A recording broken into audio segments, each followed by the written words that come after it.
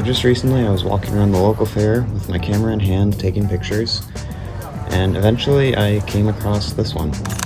And I particularly like this one, but the look I wanted to go for in the edit was more of a movie look. I think it looks like something I would see in a movie, so I wanted to go for that quote-unquote filmic look. So in this video I'm going to show you how I got that.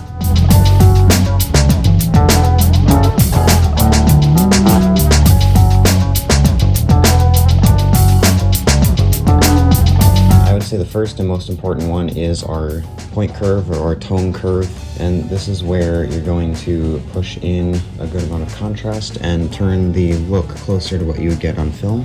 Also, one of the more important things is to lift your blacks a little bit. I think that is a huge part of the look, but don't overdo it because it does become really odd otherwise.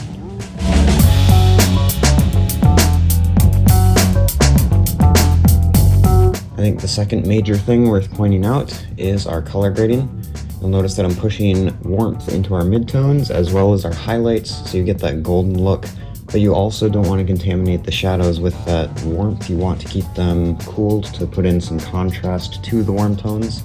So I'm pushing in just a little bit of blue in our shadows to cool them off.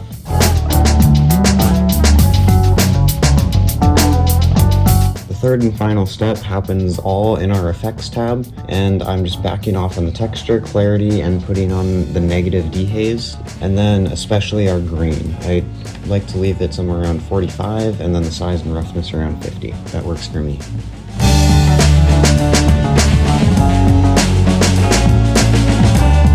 If your skies have a lot of blue in them, I would start to go into your color mixer and pull your blues towards a turquoise color, because I think that looks much closer to what you get on film.